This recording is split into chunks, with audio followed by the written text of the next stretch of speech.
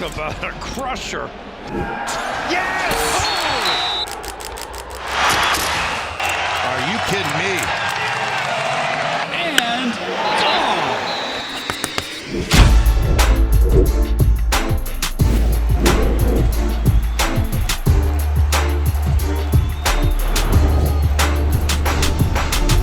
Welcome back to the Schoolyard Sports podcast. I'm the host of this podcast, Elaine Frank. We're now on episode 260. So we're 260 episodes through, and I got an action-packed episode planned for you. The conference finals are set and rolling between the Thunder and the Spurs and the Knicks and the Cavaliers. MLB, we are in our spring swing. I got a great breakdown coming up for you on college sports and a bunch of other things going on in the world of sports. So let's hop in episode 260.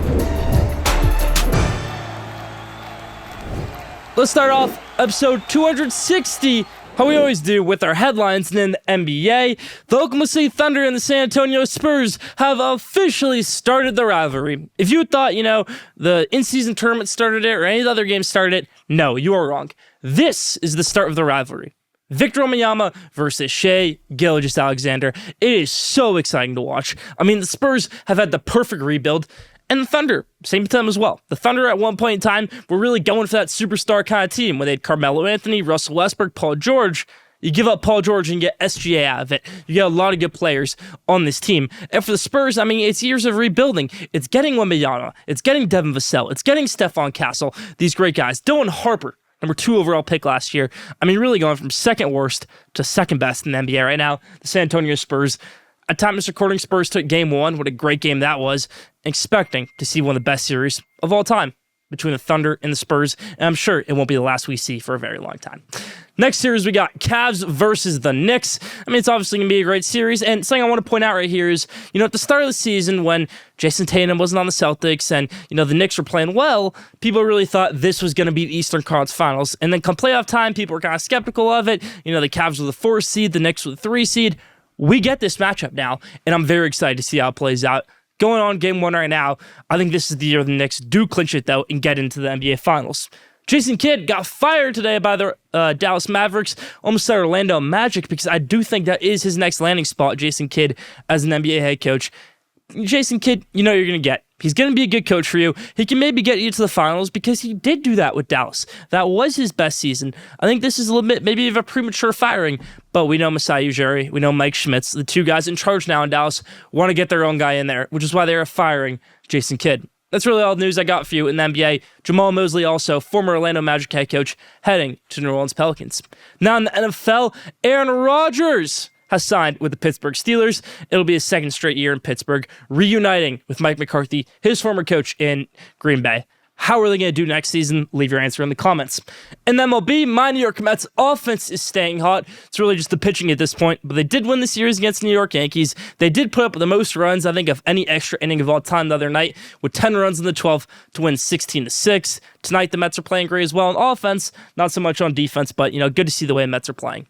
The Athletics are in first place in their division, one of the worst divisions in baseball, and they've got some promising talent. We've talked about them before. I think JT Jen going 8 innings of no-hit ball, and then unfortunately giving up a 2-run walk-off home run to Zach Neto to lose the game. I mean, that's just baseball at its best, baseball heartbreak, and a pitcher's duel that unfortunately did not go JT Jen's way, despite pitching 8 innings of no-hit ball.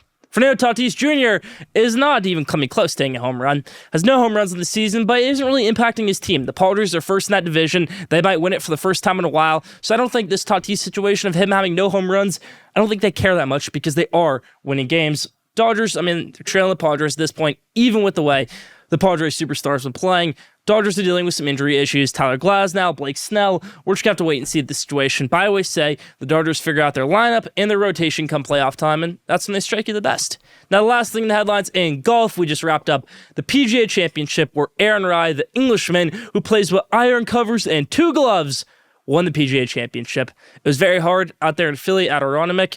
We're going to see how the U.S. Open goes at Shinnecock next month, but the East Coast golf courses can be tough this time of year. The PGA Championship definitely showed that. I'm starting to get into golf, starting to understand these things a little bit more. Fun to watch this sport. Aaron Rai, the Englishman, getting it done, winning the PGA Championship. And that's about for the headlines.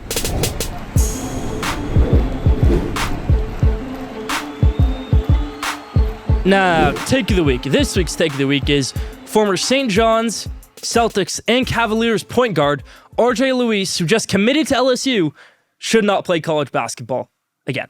That's a wild take. You seem like a year ago to say, how could this guy who went to St. John's, who went to the NBA, played for 2 teams, played for 2 organizations, commit to LSU, and then have eligibility? Well, that's the world we live in college basketball. I don't know if he'll get eligibility, but I know it's a shock to everybody to see R.J. Luis committing to LSU. This is a guy who was the best player on a 2-seed in St. John's 2 seasons ago. A guy who got benched by Rick Pitino and felt so salty about it that he said, I'm not going to go to any college program. I'm going to show this guy how good I am, and I'm going to enter the NBA draft where I sign a contract forfeiting my eligibility. He forfeited his eligibility, went to the NBA draft, didn't play in a game, but he certainly played in the G League for the Celtics and the Cavaliers.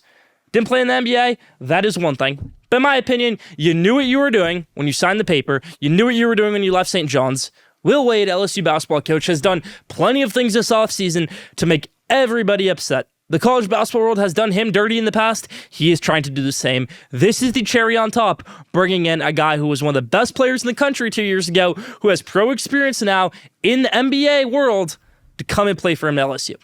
I don't know if he'll step on that court. I don't think he should. And that's the take of the week. This situation in college basketball and college sports, frankly, has gone out of hand. R.J. Luis, a guy who we thought that, was a really good player 2 years ago, could play college basketball again. That's not a situation I want to see. That's bad for the sport. So, yes, that is the take of the week. R.J. Luis should not play for LSU, despite committing there with no eligibility. Now, top 5. This week's top 5 is the top 5 contenders for the French Open next week. The second Grand Slam of the year tips off, or should I say serves off, next week. And you know me, big tennis guy, it is my main sport to play, and I do like watching it as well.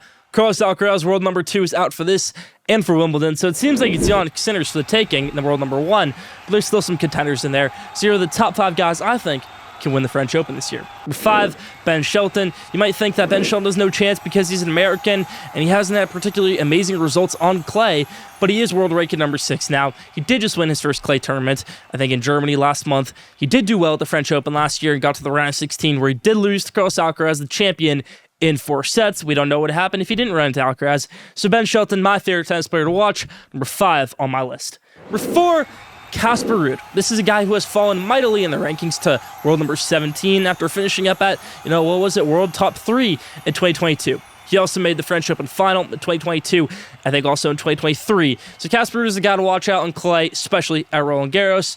Casper Ruud, number 4 contender for this year's French Open Roland Garros tournament. Number 3, a guy who, started out his career as one of the most promising players, really fell off for a long time, and somehow you find yourselves number 5 in the world, and that is Felix Auger-Aliassime, the French-Canadian who went to 5 sets with Rafael Nadal in the 2022 French Open. Going 5 sets with Rafael Nadal in the 2022 French Open, or any French Open, is one of the most impressive things to do in sports, because doing anything against Rafael Nadal, especially when he was at his peak or even playing well on clay, that's one of the hardest things to do in sports. And Felix did it. Now he's back to the top. I think he's a great chance to win this tournament. He's number 3 on my list. Number 2, a guy who's won this tournament the most of anybody in the draw, and that's Novak Djokovic. Novak Djokovic last won it in 2023. I think he has a great chance to win this tournament. He's world number 4 right now. Did pretty well at the Australian Open. Novak, number 2. Number 1 on my list, it's the guy who had, 5 championships points last year, was up 40-11 in one game, was up 2 sets at one point. Yannick Sinner is going to win this year's French Open. He was so close to it last year, and he really should have won it last year. He choked against Carlos Alcaraz, but I don't see anybody in this draw who can even come close to playing him in a 5-set match. I don't think Novak can go 5 sets with him. I don't think anybody else can go 5 sets with him. Yannick Sinner is the most talented player in the world and the best player in the world. That's why he's going to win Roland Garros in the French Open, and probably Wimbledon as well for the 2nd straight year. That is my top 5 contenders for this year's French Open, going from Ben Shelton all the way to Yannick Sinner. Now, did you know, this week's Did You Know is, did you know 4-time World Cup champion Italy is the first former champion to miss the World Cup 3 times in a row? They didn't make it in 2018, they didn't make it in 2022 in Qatar, and they won't be making it in 2026 in North America. So Italy, a team or a country who has won this tournament 4 times and won the Euro Cup in 2021, will not make the World Cup for the 3rd time in a row. They have not made it since 2014 in Brazil. Did you know that? Leave that in the comments. That's about for Did You Know this week. All right, so the people who have made this show happen every week for the past 6 years have been DB Podcasts, and a podcast in their community is the Excellent Leadership Podcast, where they had on the Northwestern AD, Mark Jackson, on one of their recent episodes. And, I really find it interesting because in this show, we like to talk about college athletics, the growing landscape of it. So I watched the whole thing. I'm going to give you my notes, my dissection on it, and really what Northwestern AD, Mark Jackson, had to say. So who is this guy? He's had stops at USC. He's had stops as a coach with the Patriots and other things. He was last AD at Villanova when they won the national championship, even with Chris Jenkins, that buzzer beater. And now he's here at one of the best programs in the country in Northwestern, not just for sports, but obviously academically, which is, of course, a challenge. This is not a guy who just fell into a Power 4 AD job. He really had to work his way up for it, and it's one of the best ones out there in Northwestern. Kind of address the perception head on that Northwestern doesn't care about winning, because I think Northwestern does care about winning. There's a lot of things that show that. You see their new stadium, Ryan Field, which he says is the only stadium in the country your couch can't compete with. They'll be opening that this season, one of the best stadiums in the Big Ten. Northwestern, they've got a lot of superpowers to them, and the host of the Excellent Leadership Podcast kind of asked about this, and Mark Jackson says, Chicago is one of the best cities to be in, but you also get that college town, Evanston kind of vibe to it. The retention rate is incredible. The graduation rate is incredible. The global alumni network of Northwestern is obviously amazing, which helps out for their college athletics, of course, and the Rowell Field line. I'll say it again. It is the only stadium your couch can't compete with, which is going to be a great stadium. We'll have to find our way up there when I'm at Michigan. Maybe play a game at Northwestern in a couple years. I'll find my way down there for the Schoolyard Sports family. There's a new landscape in college football, of course.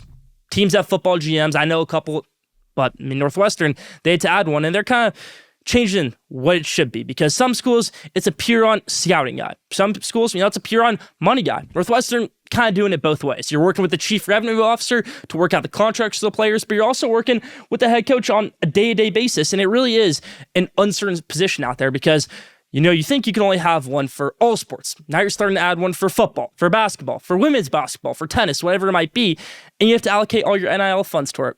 And you get $21 million a year in revenue sharing for NIL, most of which you think would go to football or basketball, but there's decisions to be made in there. What if there's a point guard in the transfer portal who, could be a $500,000 player, could be one of the best players in your team, but there's also a tennis player in the transfer portal who, hey, will win you a national championship individually and bring a ton of credit to the school. He could win the French Open match and bring a ton of credibility there, and he's $500,000. So you got to make decisions in that aspect as an athletic director. And, Mark Jackson, Northwestern AD, he really does go into that. And, he also says, Northwestern, they're not really necessarily trying to gain so much revenue, because that's not their mission there, but it is something that is prevalent now in college sports and something that you do have to address. Something I always find interesting about college sports, and they go into a little bit, is the donor and NIL angle. An example they brought up was like, okay, Dak Prescott wants a new contract and Jerry Jones won't give it to him. The Cowboys have a billionaire superfan who doesn't know what to do with his money, and the only thing he cares about is the Cowboys. Well, he can't just write the check to Dak Prescott because he doesn't know in the team. But in college sports, you could. If there's a quarterback on your team at Northwestern who wants $6 million a year after having a great season, but you don't have the money to pay him, then a superfan who cares about the sport could step in there and could take care of it, because it really does give you an aspect to be involved as a fan at any level. Whether you're donating one penny to NIL or, $1 million to NIL. And I think that's where the donor fatigue kind of goes away now with NIL, because you are seeing a result from it. You do have a direct thing going towards it. So, it's a very interesting thing to see with this growing landscape of college football. And I think that Dak Prescott example, does play into it a little bit. Some career advice I saw in this, which, I saw, pretty interesting to hear from the athletic director, is you always need to be present where you are. That's the only way you're going to move up in the world. And as an athletic director, you need dozens of people to believe in your ideas, not just one person. You're not just answering to one person. You don't just have one person under you. There are plenty of people out there that you have to listen to in college sports. And it's definitely important to be present in that. We show up here every week for Schoolyard Sports. I try to give you this content like this. Excellent Leadership Podcast is a great podcast produced by DB Podcasts, our producers here at Schoolyard Sports. Go check them out. Go check out this episode with Northwestern AD Mark Jackson. I found it interesting just learning about the college sports landscape of it. And that's about for my spotlight this week.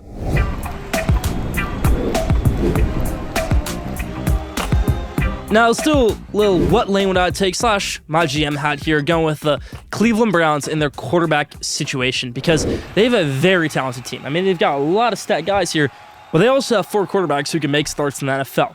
That goes to Deshaun Watson, This guy wins games. I mean, Deshaun Watson was once claimed as the Michael Jordan of the NFL because of that clutch factor he had. This guy has won playoff games. This guy is one of the best quarterbacks at his peak. We just haven't seen his peak in the past 5 years, maybe this whole entire decade, you could say. Number 2, Shedeur Sanders. Shedeur Sanders has that factor where he played the best of any of your quarterbacks last season. Better than Joe Flacco, better than Dylan Gabriel, had a 300-yard passing game. He showed the most promise of those guys. But it's the attitude thing in there, which I think is a very overblown aspect. I think when it comes down to business, Shedeur Sanders is ready for the game. He studies his work. He's ready to prep in there, and his teammates actually do respect him at the end of the day. So I'm going to go with 2, Shedeur Sanders in that area, where we're going to pick at the end who I think the quarterback of this team should be. I like Dylan Gabriel as well, but I just don't think Dylan Gabriel is ever going to start a meaningful NFL game ever again. We saw what happened last year. It was a cool experiment to give that great college quarterback a try at it, but he's too small, doesn't have a big enough arm, he's not fast enough, he's just not good enough to be an NFL quarterback, maybe not even a backup. I think it's time they move on from Dylan Gabriel.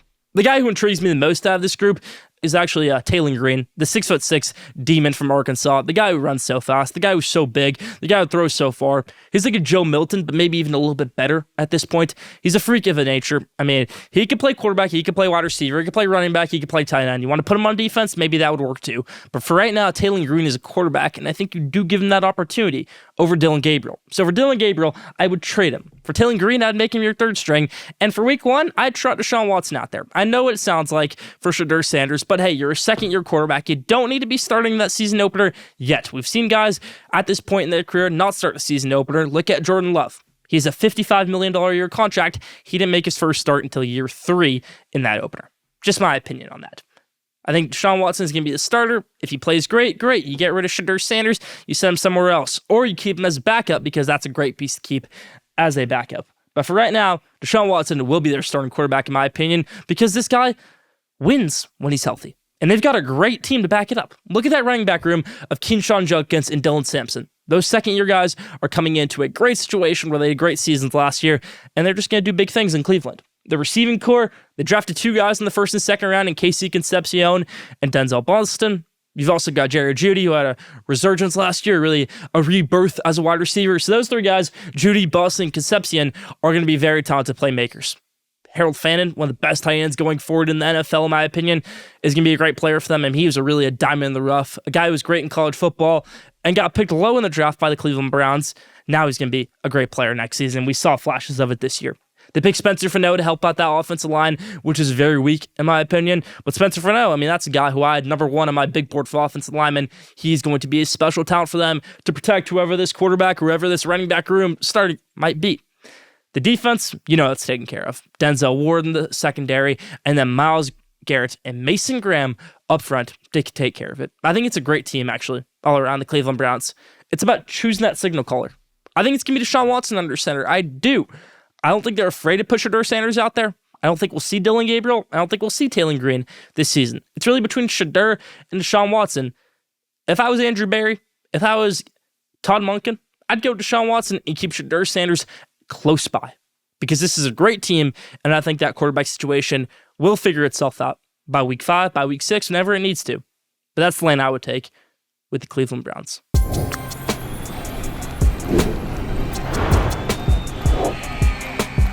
Now we've talked about Evanston near Chicago in the spotlight. Now I want to talk about the south side of Chicago with the way these Chicago White Sox are playing. A team I thought was going to be one of the worst teams of all time this season. They're playing great baseball. Munetaka Murakami has 17 home runs. Another guy on there, Colson Montgomery, who we didn't know what was going to happen this year because he was a good prospect, but we didn't know if he'd have a good season, has 13 home runs. And the guy I'm really happy to see doing well is Miguel Vargas with 11 home runs. This guy was traded at the deadline last year from the world-beating Los Angeles Dodgers to the Chicago White Sox, and he looked like he didn't want to be out there last year on the field in Chicago. Now, this whole team, they play with chemistry. They're happy to be out there. They're happy to play with each other. I mean, that's a guy, Miguel Vargas, who was down and out last year, now has 11 home runs, playing very well for the Chicago White Sox. A guy who I was a big fan of on the New York Mets was Luis Angel Acuna. Look how he's doing with the Chicago White Sox. I mean, he's not beating the world on everybody, but he's a good player, and he's getting his role here. He's getting his playing time in Chicago. It's a fun team to watch. It really is. They're kind of giving guys second chances, like Jared Kelenic. He's playing a little bit for them, a former top prospect for the Mariners, did some time with the Braves. It's a cool team to watch. They're going to figure out their pitching soon with guys like Noah Schultz coming up. a team that I'm excited to watch for the future and for right now that we didn't think would be good this year, but they're doing better than the New York Mets, who have the highest payroll in baseball outside of the Los Angeles Dodgers. Sitting at 24-23, Chicago White Sox, I wanted to give them some love. Maybe it's the year of the, low market baseball teams dominating. But Jerry Eisendorf, the owner of this team, shown that if he's willing to spend, then he can get some good guys like Muatake Murakami, and they have him right now. So good future looking up for the Chicago White Sox. They got a good manager in Will Venables. I'm excited to see the future of the White Sox, and that's about for At the Buzzer.